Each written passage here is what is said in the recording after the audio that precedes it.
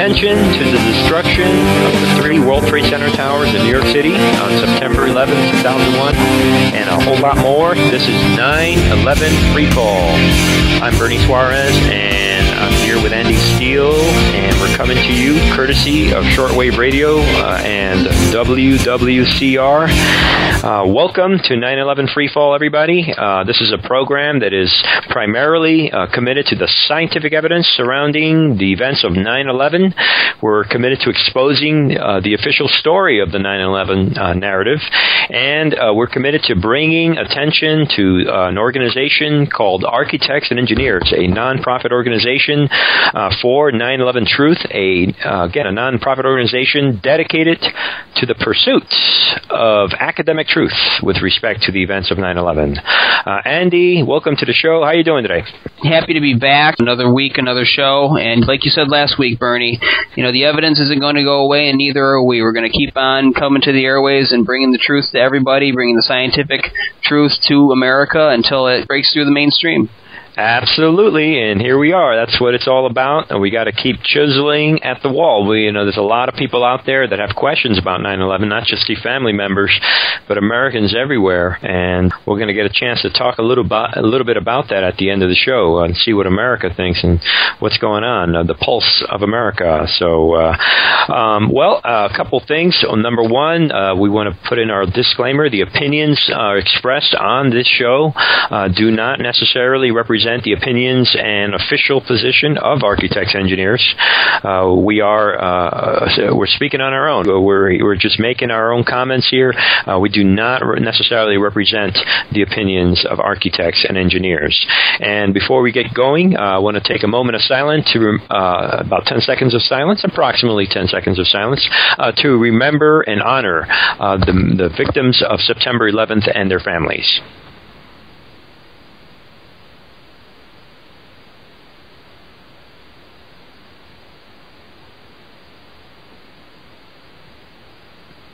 Okay, and with that, I want to mention a couple of things with regards to Architects and Engineers. I want to remind everyone that it is an organization of volunteers. The site URL is AE911Truth.org, and we want to encourage everyone to go ahead and go to that website and look at the top. There's a bunch of buttons that are marked in yellow. In orange and with black letters, and you can click on the evidence page and start your journey of truth and just look at the evidence. There is, for controlled demolition, there's some scientific papers on nanothermite that was discovered on different samples of the World Trade Center and a lot more. So go ahead and click on evidence page. The website has a lot of sections and features. We want to remind our viewers, or our listeners, to click. Also, if you have any questions about 9/11 Truth, there's an FAQ button at the very top also, a little bit more to the right of that, on the right-hand side. Just click on that, and we'll be going over FAQs over the show over the next few weeks. We'll hit on a few and just touch up on that because a lot of people have a lot of the same type of questions. And we also want to remind our listeners that there's also a button called Events, and you click on that, the Events button, a little more on the left-hand side, same along the very top, and there you can see what kinds of events, whether Richard Gage and some of the others are out at speaking events, perhaps speaking engagements in your neighborhood, or if you want to see what kind of radio and TV interviews are going on with Richard Gage. Also, DVD screenings for Experts Speak Out and some of the other films. We do have those there. And one of the things I want to talk about, Andy, is we wrapped up the Experts Speak Out tour. For those of you who have not tuned in to us before, 9/11 Explosive Evidence. Experts Speak Out is a documentary released by Architects and Engineers. The final edition of it, it was released a little over a month ago, and this film did go across the country, and the tour did wrap recently, and the show was a success. The premiers all over the country will want to give Richard Gage and the organization credit, and we want to thank them for that effort. And that was a big effort. Absolutely, and it's always daunting to travel across the country and give a presentation almost every night, going sleeping in different cities all the time, but it's well worth it. And when you watch experts speak out, I classify it as what the 9/11 Commission should have been, what they should have been listening to, had they shown any real interest in finding out what had brought down the World Trade Center towers and Building 7 on that day. So this is a movie that everybody needs to check out. They need to get it up on DVD, and they need to share it with their friends. Absolutely. All right, and we'll talk a little more about that. We've been talking a lot about the Expert Speak Out Tour. We call it the ESO Tour around our circles, for those that don't know. The ESO Tour was amazing. It started on the West Coast and shot across to the East Coast, went down south in Florida, and ended right back where it kind of started, right back in California. So a lot of stories coming out of that. We're going to talk a little bit about somebody who actually went to one of these shows and responded with a powerful article. We're going to be talking about that a little bit later on. So in recapping for our audience, last week we spoke about Barry Jennings, and we talked about people like Scott Forbes. These are first-hand testimonies from these individuals that were involved or were there. In the case of Barry Jennings, he was there in the World Trade Center 7, standing in there before any of this happened, during and after the explosions, as he described. We're going to be talking in a second with Dave Slessinger, who's here with us today. We're going to talk to him about an effort and his efforts with regard to letting America know about Barry Jennings and letting our media know about that, a little more about that. So we played some explosive testimonies from these individuals last week. We wanted, hopefully if we don't run out of time again today, Andy, we wanted to get into the NFPA 921, which is the Fire Explosive Investigation Manual that clearly outlines the rules of the game with regard to the Cleanup Act and debris cleanup at the World Trade Center, all the violations that took place with that. And we posed some questions for the audience last week, some random questions. We did kind of put a wrap and cap on some of the other issues of the scientific method, which I like to talk about a lot, and the National Construction Safety Team Act of 2002. So maybe we'll get into that again in another show. But we posed a question. I want to do the question thing again. I'm going to repeat we're going to pose some questions to the audience, and maybe we can get them to contact us if we can put out some information on that, on how the audience can contact us. The question that was posed is worth repeating again this week is, A, do you understand the importance of applying the scientific method? And B would be, should the United States government or any government be exempt from the basic principles and having to apply the basic principles of the scientific method? So people feel free to post comments on the site. Do we have an email address that our listeners can write to right now, Andy?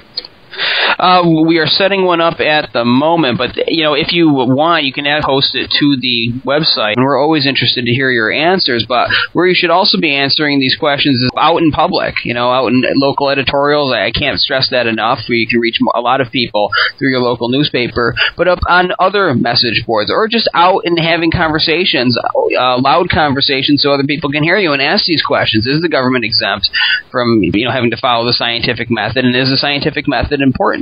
And obviously, when you ask questions like this, and in this kind of way, it sounds like a no-brainer. It sounds like, well, of course they're not exempt from it. But in practice, and in the emotion after the event, we see that we don't practice so much what we preach when we answer these questions, because it takes it into a whole new realm, a whole new theater, where then it becomes real. It becomes something that we actually have to observe.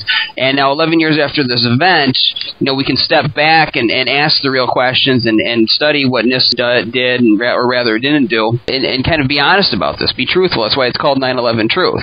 So this is why we need to really be having this discussion, not just on our sites, not just on this show, but everywhere. Absolutely. And then we want to remind our audience that at Architects and Engineers for 9/11Truth, the website is AE911 911truth.org. You want to contact AE911Truth.org. Since we are volunteers with the organization, feel free to click on the Contact Us button there on the top as well, so you can always get comments out that way to the organization in response to these questions or any comments you may have.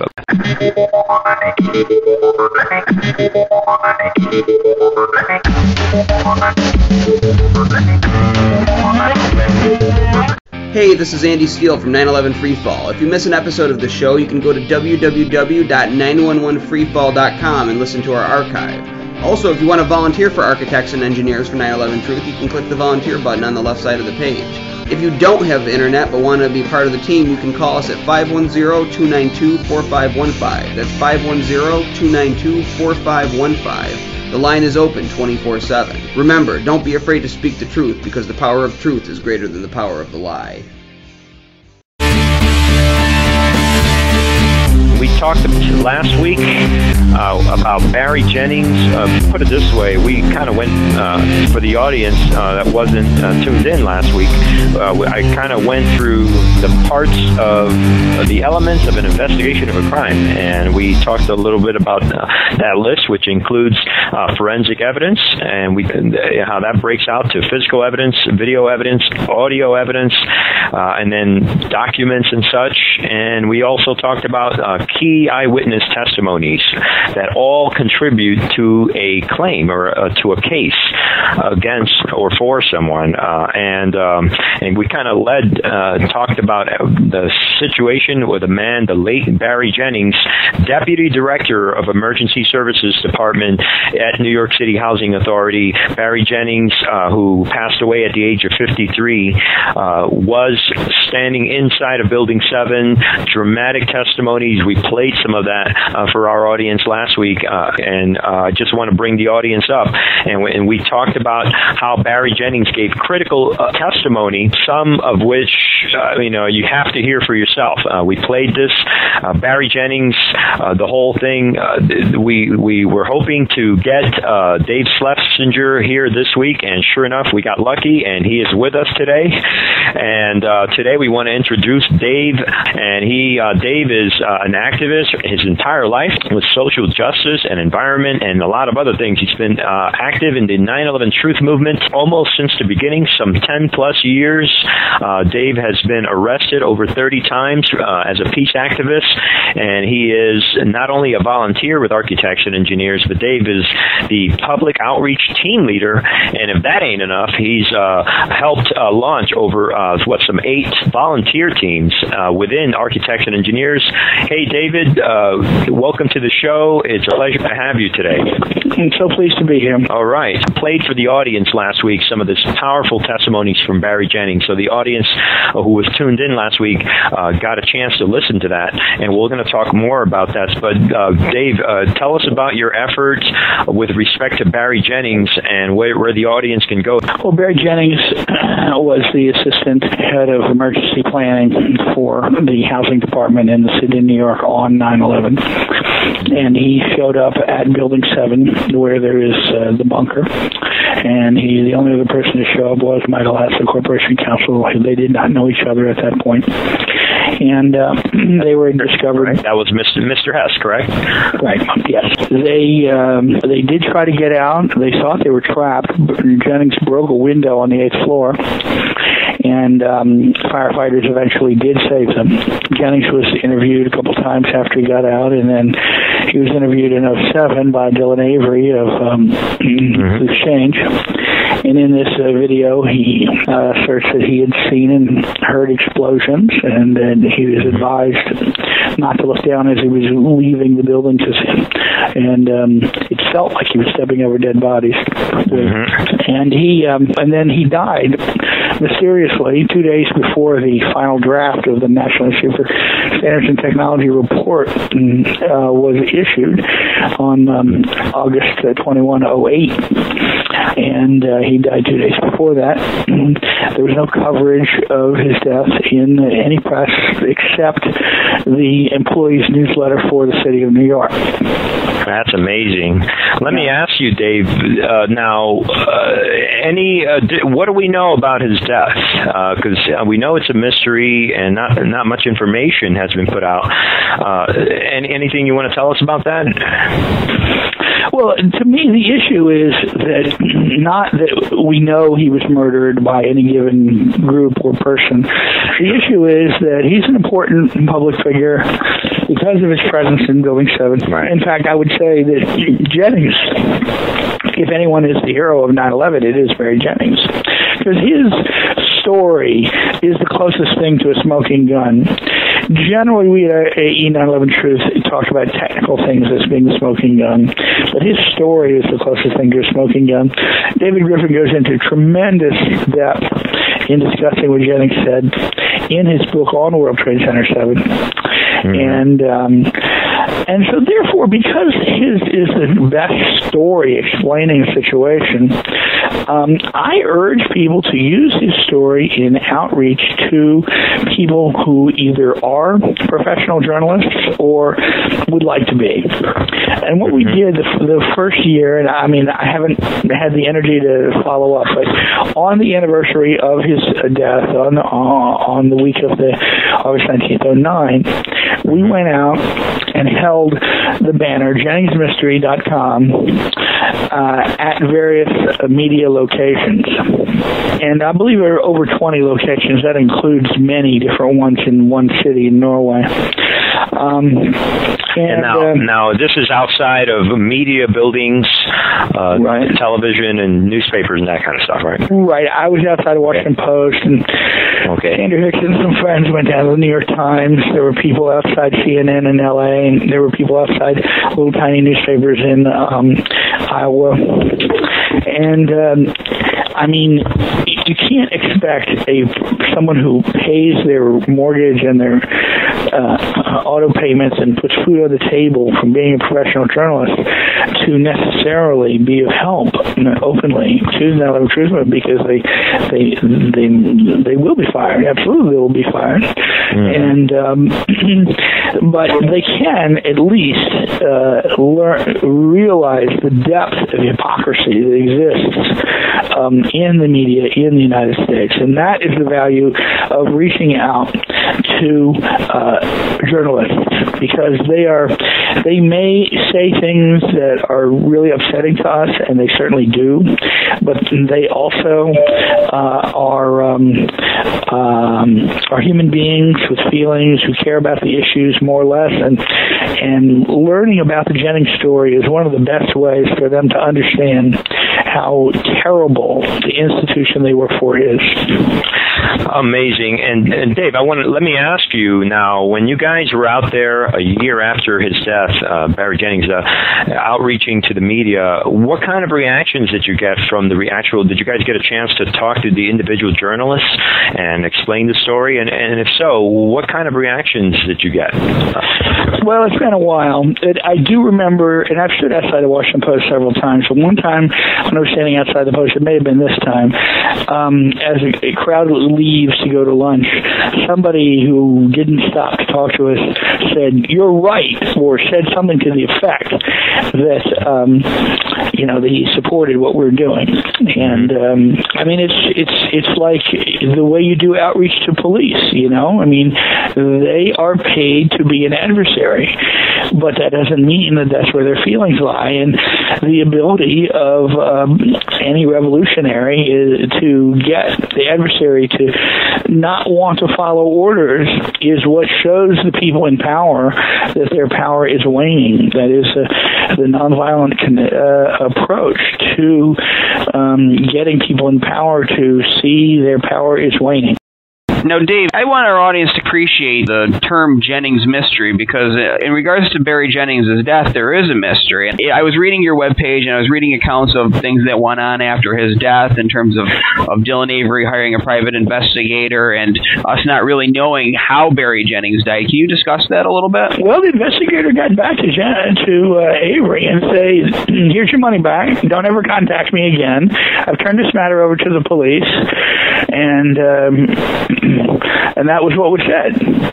And I thought that was pretty striking. You know, I mean, most private investigators are not scaredy cats. Another thing that was very interesting, I mean, we don't know the name of the hospital he died in. We don't know the name of his doctor. We haven't gotten the family is frightened to talk.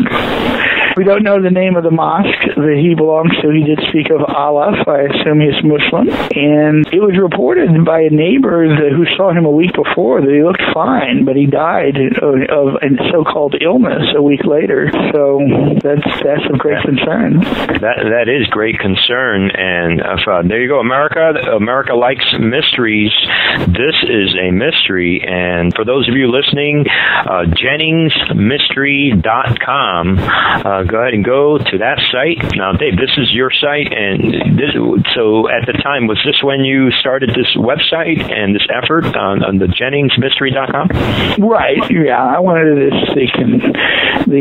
website to be as concise as possible. Also, if it goes, it's really JenningsMystery.blogspot.com. Also, if you want to just go there. And I do urge people to make up a banner that says JenningsMystery.com and go down and stand at one of the schools of journalism that exist in the United States. There's a link on the website to how to find them. And I'm sure most of you know how to use the internet enough to figure out where there are schools of journalism.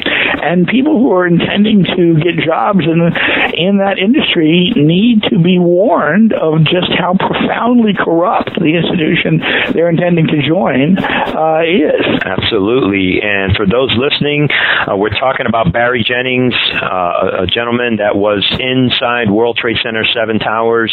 We played some videotapes of his powerful testimony given right after the World Trade Center event. He was there that day speaking with reporters, and he later on, years later, interviewed with Dylan Avery of the Loose Change series of documentaries, and where he gave testimonies, including first-hand testimonies of how the lobby was blown up, how the landing gave way below him, and all these things. And now one of the quotes that I personally focus on that it means a lot to me, Jennings gave in one of those interviews with Dylan Avery. He talked about, I call it, quote, both buildings were still standing.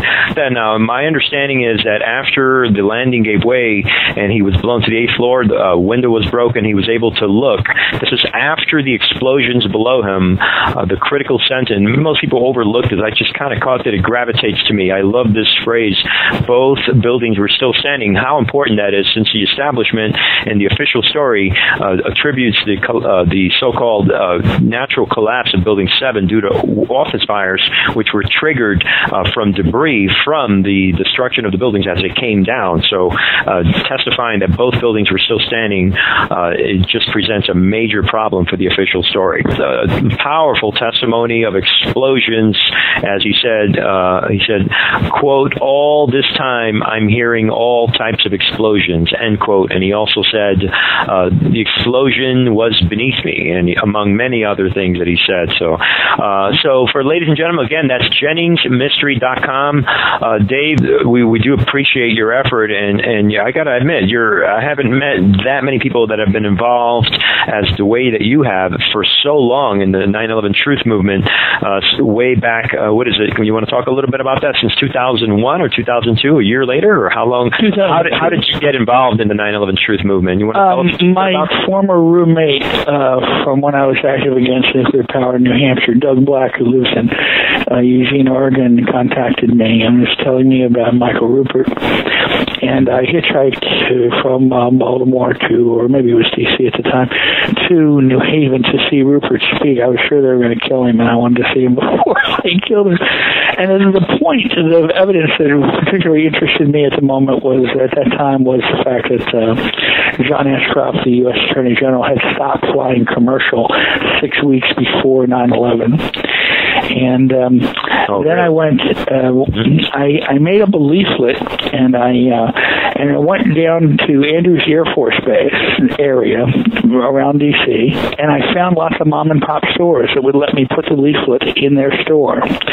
And it was so easy, I went back not too long afterwards and tried to leaflet cars as they turned into Andrews Air Force Base. They would have a little culled out left lane for cars to stop, to turn in. And I was standing on a very tiny, maybe a 2-foot wide strip there. And they sent a local policeman out to tell me to stop doing this within 1 minute. They couldn't scramble the damn planes in an hour, in 2 hours, but they could get a local policeman to tell me to stop leafleting in 1 minute. I did not. I just moved to the D.C. and Baltimore area, and I didn't have enough support, and I was not prepared to do a civil disobedience, which at times I would be. So I said, I'm happy to stop just because you tell me to. But do you know what the law is? You're asking me to stop. And he didn't know the law. Unbelievable. And I told that to Amy Goodman, too. I don't know that it's had much of an effect on her. So would you say that you gradually started realizing that things weren't fitting? It sounds, that the whole thing with Ashcroft not flying for, was it 6 weeks? It was the first thing. And the leaflet, all these things are culminating, and then that kind of led to you, as we say, waking up to what's going on with respect. I went to a national Muslim conference in Baltimore and met a fellow from North Carolina who's active with Peaceful Tomorrow in Anglo, and I visited him on the way somewhere else, and I asked him who of the non-family members was closest to the family members, and he said Kyle Hentz. And I contacted Kyle, and I went up and visited with Kyle, met him at a Kane Commission hearing at Drew University in North Jersey, where Kane was the president of Drew at the time. And I met Nico Haupt there. I met Mindy Kleinberg there. Anyway, so I was mainly helpful to Kyle Hentz and John Judge for the next few years. And while the hearings were going, maybe a year or more, or a couple of years. And then I was mainly helpful with 911truth.org and Janice Matthews. And after Richard got going, Kyle had actually said, we really need some engineers. So when Richard appeared, I put most of my time in with him. I got a question, Dave. Now, you've been in this, and you've got an impressive resume for an activist, as Bernie was reading it at the beginning of the segment. And I guess from all of your experience taking on different causes, what advice would you give to people fighting a cause like 9/11 Truth, like there really has never been before in history? What do you find is the most effective, and what advice would you give to the there's different needs and different movements. I'm the founder of DC 9/11 Truth, and the first thing I said at the first event we had was that if I live to be 100 and I'm still an activist, nothing will piss them off more than this issue. And I think we see from the incredible cowardice shown by so many people who are normally active in terms of refusing to look at our evidence, that is an example of that, of how upsetting it is. And I would say that my advice to people in the truth movement is different than the advice I would give to people in other movements. But my main advice to the people in the truth movement is that it is not good enough to just do research to edify yourself. You should have more deeply belief that it was an inside job.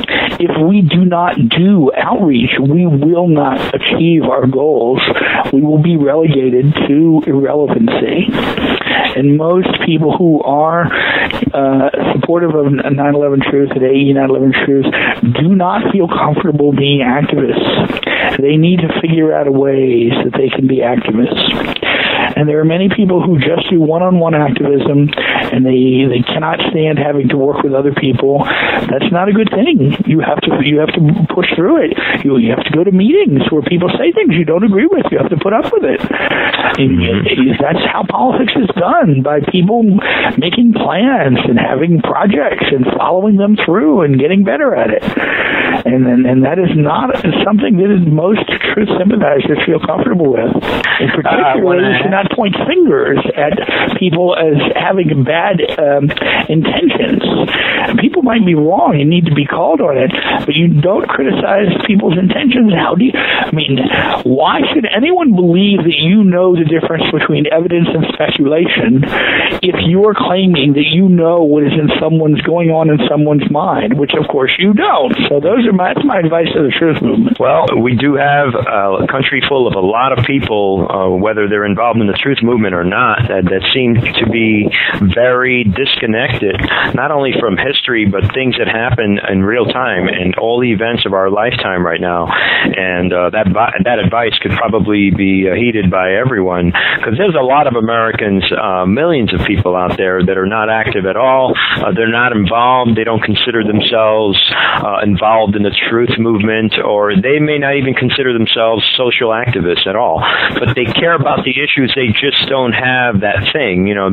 Maybe they see social activism as maybe something that doesn't fit their personality, or who knows what the reasons. So I think that some of that advice kind of applies to a lot more people than those that consider themselves in the truth movement. This is a human problem. People see what's wrong. Some of these issues, you don't have to be involved in any movement to see that something doesn't fit and something doesn't feel right. So we do appreciate that. Now, Dave, I want to talk now. You also had mentioned to me briefly, you had some recent activities.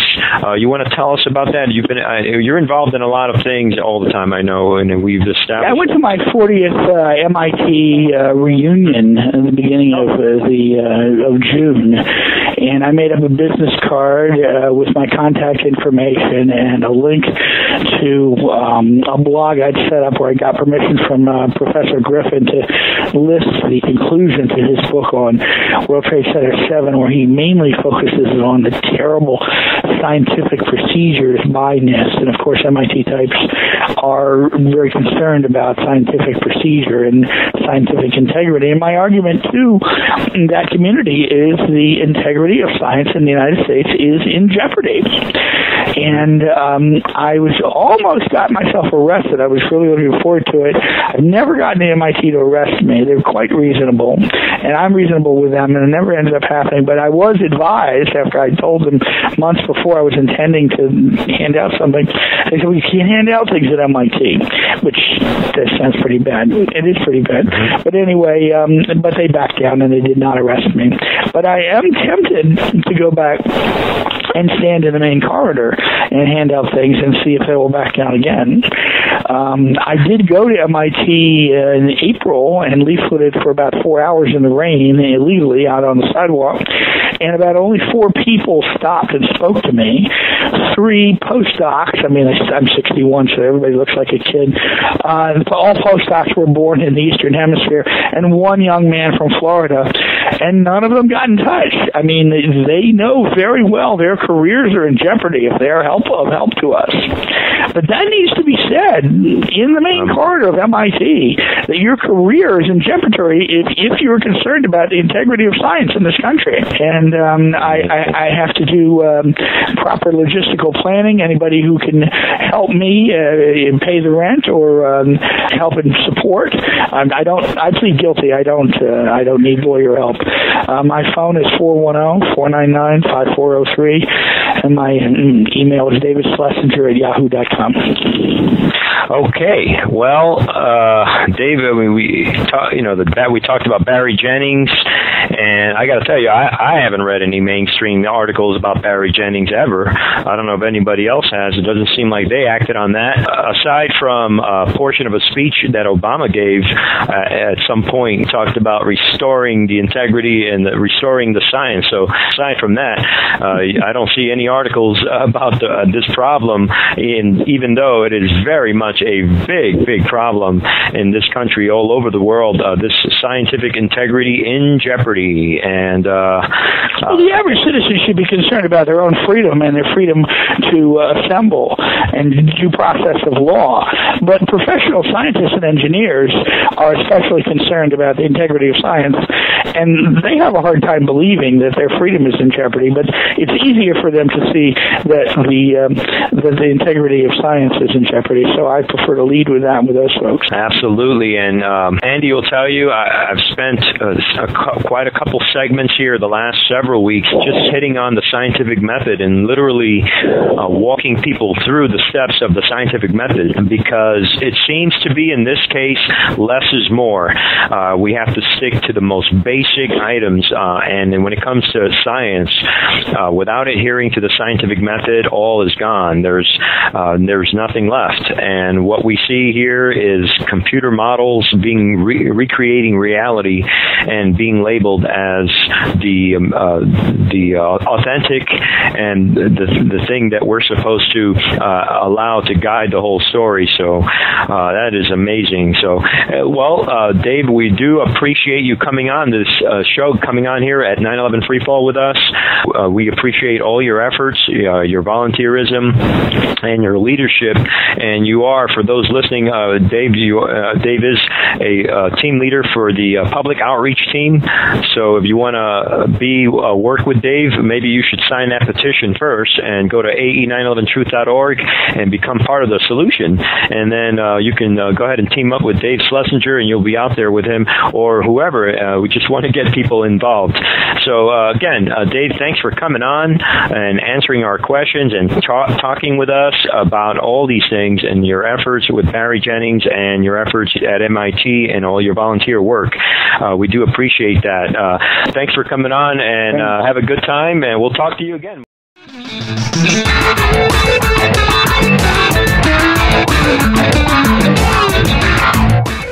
So moving on to what we had in store for this week. What we had, I wanted to speak about the whole July 4th week that passed us by here about a week ago or so. Just my observations. We talked about earlier about the Expert Speak Out tour, and I want to tie the two together. First of all, I want to say my observation, I had to be at an event that involved the celebration of July 4th and fireworks, and I am sure a lot of Americans did that also on July 4th, and I couldn't help but to notice that disconnect that exists in a large segment of the American public. There seems to be a disconnect when it comes to the notion of the military, and I say this as a former military person myself, just this glorification of the military, which is, it's okay. On the one hand, we have a sense of patriotism, and you always, this notion about supporting the troops. I certainly think that they should be treated well, and I definitely respect who they are and their service, their intentions for the country. But it seems to be a major disconnect with the American public, and just in terms of a sense of history, a sense of accountability. You look at the death tolls in these wars, the families that have been broken, and I'm talking about families not only here in the U.S., but in the countries that are being invaded, or however the countries that have had aggression on them on the part of the U.S., the broken families. We're talking about the broken homes, the psychological and emotional trauma. We have all-time high suicide rate in the Army.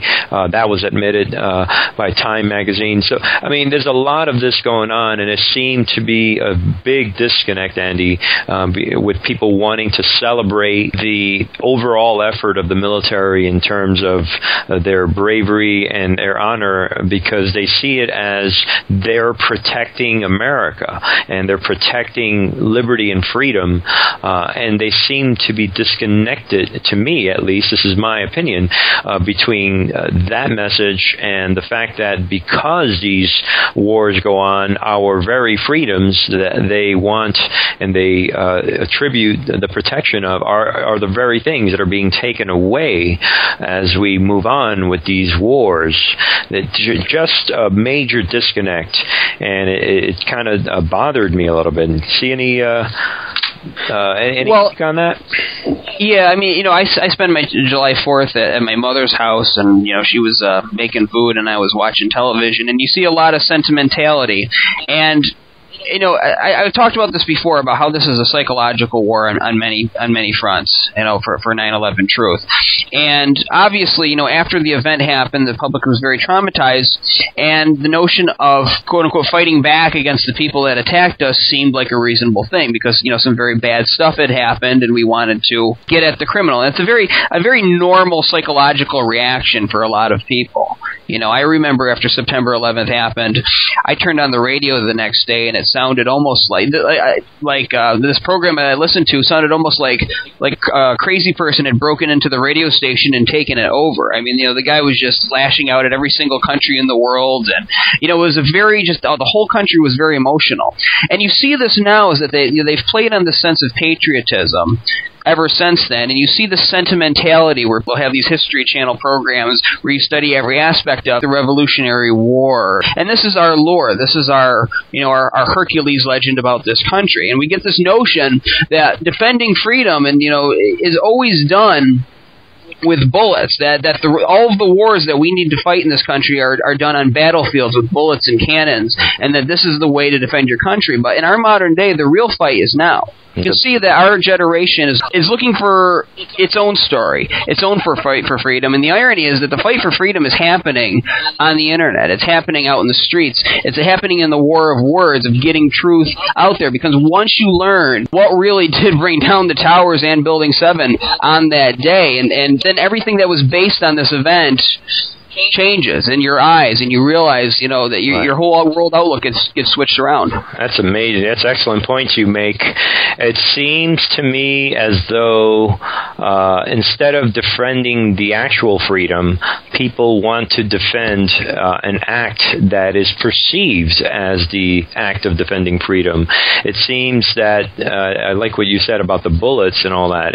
And ironically, I had someone, a friend of a friend the other day, a young fella, and he's joining the military. I forget which branch. And having been a former military myself, I asked him, did he know what he was getting into? And he was so defensive, and all he kept telling me was that he wants to defend America, and he wants to defend liberty and freedom. And then when I asked him, I challenged him. I just asked him to see what he knew about Iraq and Afghanistan, and he literally knows nothing. And he just knows that by being involved, he's just defending this concept. So without any sense of history or education at all. So unfortunately, that seems to be a big part of where America is now. No one really, these individuals that seem to be joining the military have it seems to me, a lot of them, you talk to them, and I'm not saying everyone is this way, but there just seems to be a disconnect there. With this July 4th, that's kind of a theme I just wanted to bring up. So I talked about tying in things, and at the Expert Speak Out tour in Atlanta a little over a week ago, there was a gentleman who sat in and watched the documentary with everyone else in Atlanta at the Atlanta premiere. And this gentleman was a Wall Street Journal editor and assistant Treasury Secretary. And his name is Paul Craig Roberts.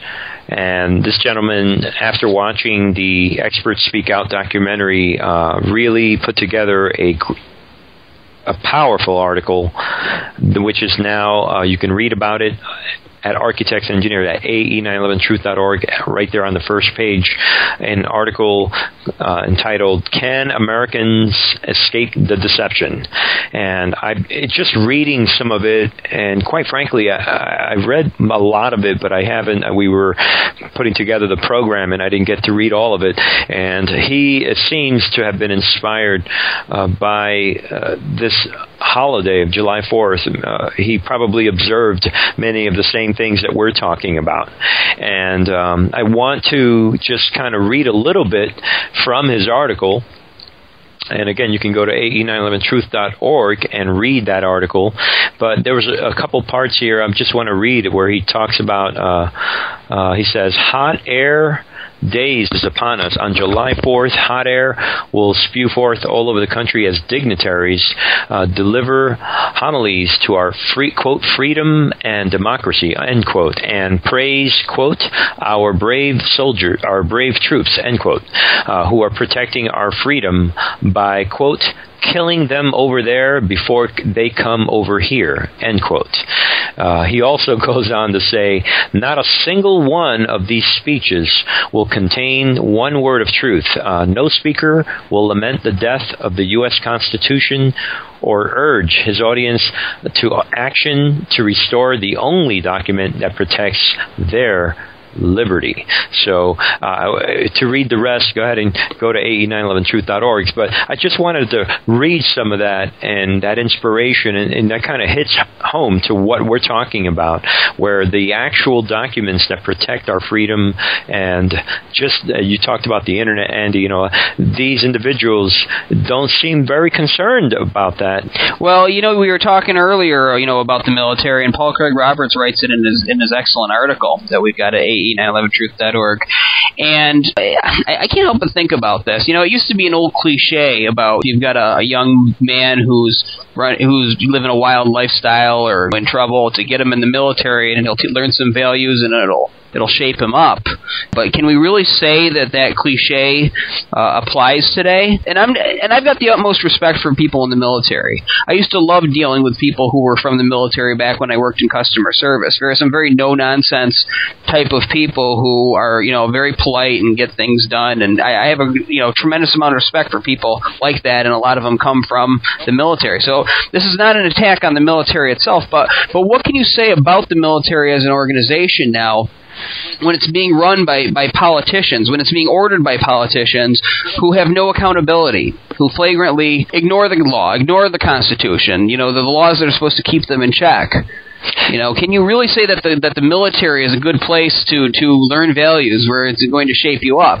Or is it, something that's being used to push an international agenda? And, we talk about the science on this show, the science of 9/11, but when you find out the government doesn't have to follow the scientific method, when they pass laws so they don't have to disclose their data, then you have to look into the bigger issues as well, in terms of, what resulted because of 9/11.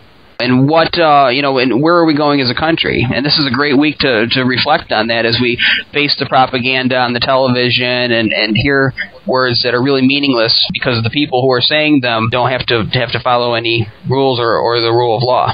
Absolutely. And again, I want to say this. I talk to the military out there. My heart goes out to all of them. A lot of them are well-meaning. They do want to make a difference. They join military for different reasons. A lot of those young men, they really want to make a difference. They feel this is the best way to make a difference and to just kind of fight for what America stands for. And people say, on the one hand, maybe I'm being a little rough on them, but on the other hand, I've heard people tell me, you're being too easy on them. And that's because I have a lot of love for them. I love the military guys out there. That's why we talk about these things. This one fellow that we talked about, I was talking about earlier,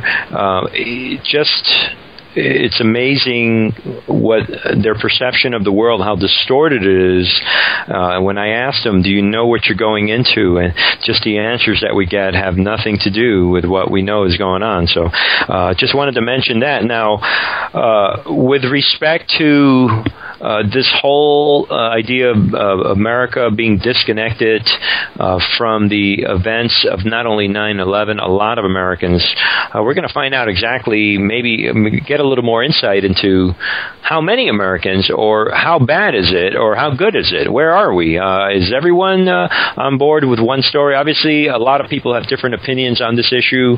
A lot of people are coming around, if you want to call it that. People are constantly being educated out in the streets and on the internet, and people are essentially being enlightened to these things that are happening. So the numbers change all the time. It's very difficult to measure how many people believe one way versus the the other, how many people believe the official story. But there is a couple of individuals that are members, volunteer members of Architects and Engineers. One of them we had here a couple of weeks ago, and Wayne's name comes up again.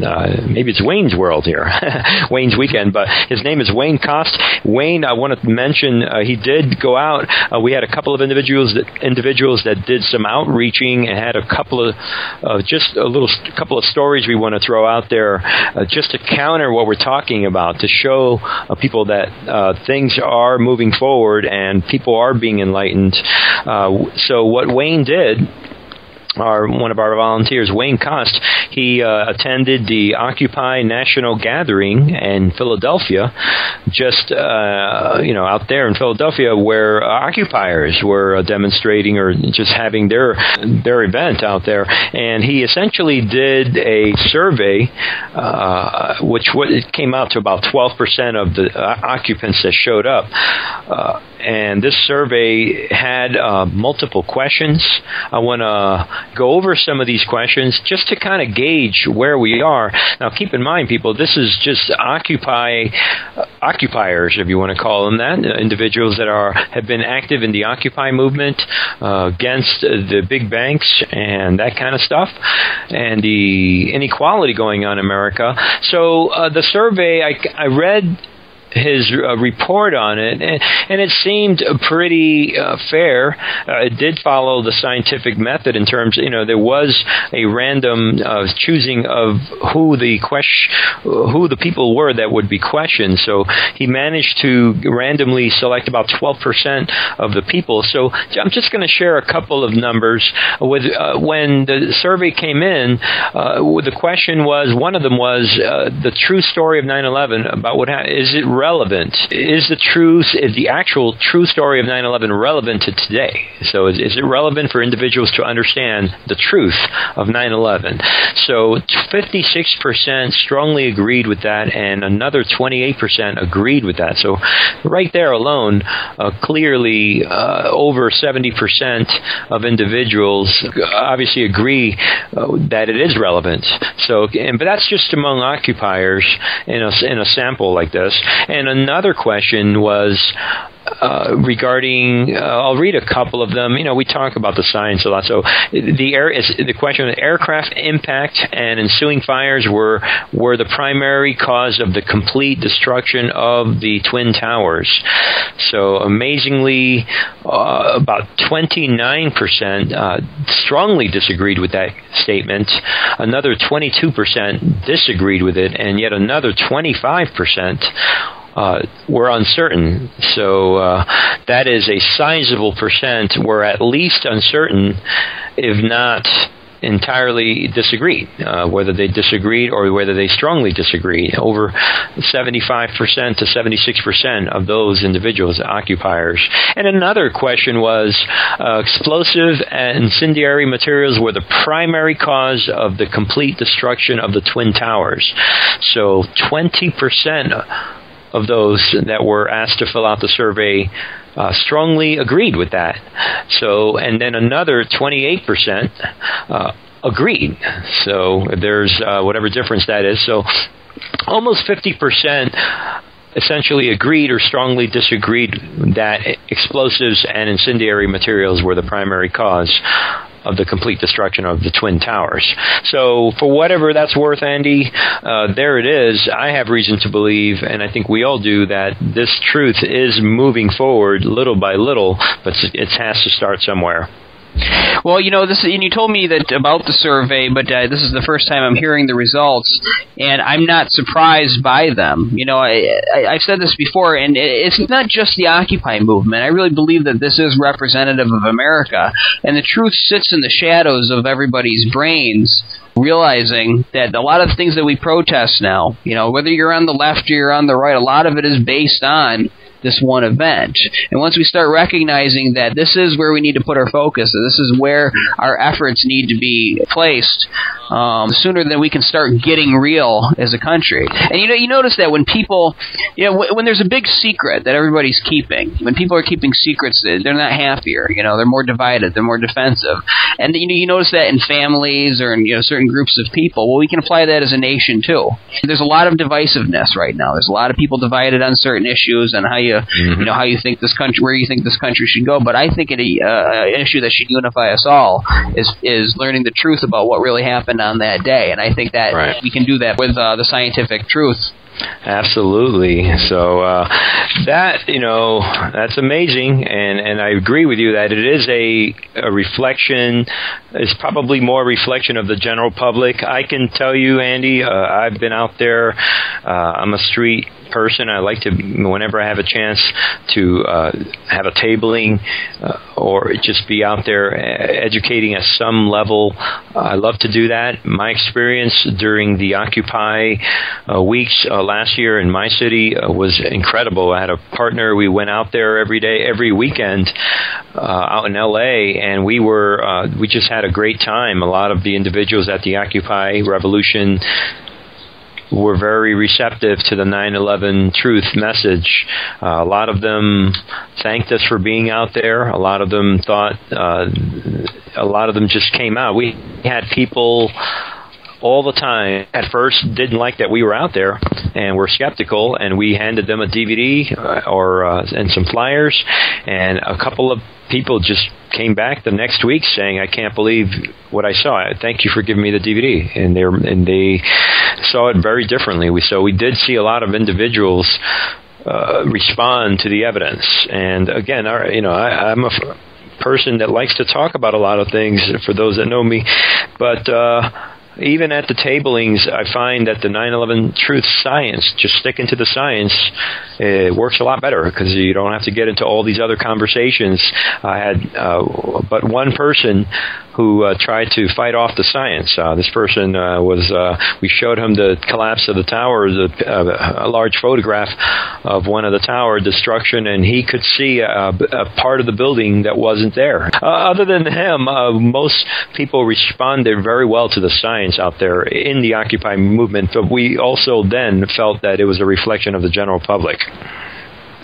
Well, you're right about that, and it's something that we always got to remember, and I got to remember this myself to some extent, is that we were all there at one point. We all believed the official story, and we all had that initial skepticism when somebody brought up this information. I remember me, I went for years hearing people, say that, oh, there were bombs in the buildings, and I thought, oh, here we go with this stuff. Yeah, the government did it, whatever. Right. And it took by accident me coming across a video on the internet to say, that common no with an exclamation point. No. Oh, yeah, true. Okay. Right. And so it's all in baby steps, and we got to just be patient with our fellow citizens and remember that we are all on the same side. Just unfortunately, we're fighting an enormous propaganda machine that is more well funded, but truth wins out over in the end. Just like Richard says in Blueprint for Truth, the power of truth is greater than the power of the lie. Absolutely. So, okay, well, I also want to mention one of our volunteers put out a message out there, Mr. Brian Good, who also had some activity and activism. I'm stuck on that word there. He did some activism out there on July 4th and out in Bayside, by the Bayside here at Mountain View, California. What he did, he simply held a simple sign that says 1700 architects and engineers. That's all. And with the reminding people of the website AE911Truth.org, and got a lot of honks and positive response from the crowds.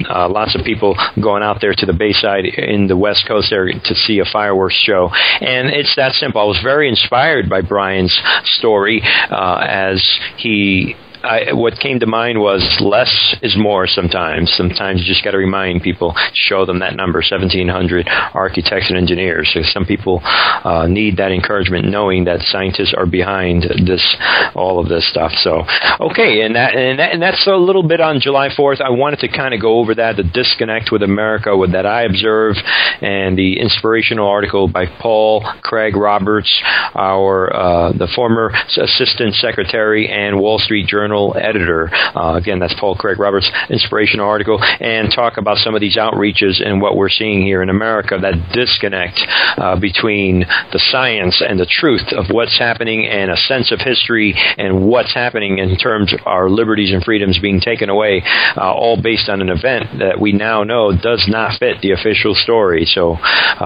that's what this show is all about, getting people to critically think on their own and look at the evidence. We have anything else for this week, Andy? Well, Bernie, like always, there's plenty of volunteer opportunities. If you go to AE911Truth.org and you push the buttons on the left-hand side, you can volunteer. We have plenty of teams for any kind of person that has any kind of interest. If you're a person that likes to check facts, we can get you on the verifications team. If you want to work at getting videos onto public access, there's a team for that too. If you want to talk to congressional people, then we have one for that. And if there's something that you want to do that you want to bring to the table, you can simply volunteer with us and propose the idea, or go out and do it on your own. You don't have to always wait for permission from headquarters. If you have a great idea and you can execute it, go ahead and do it, and support the cause.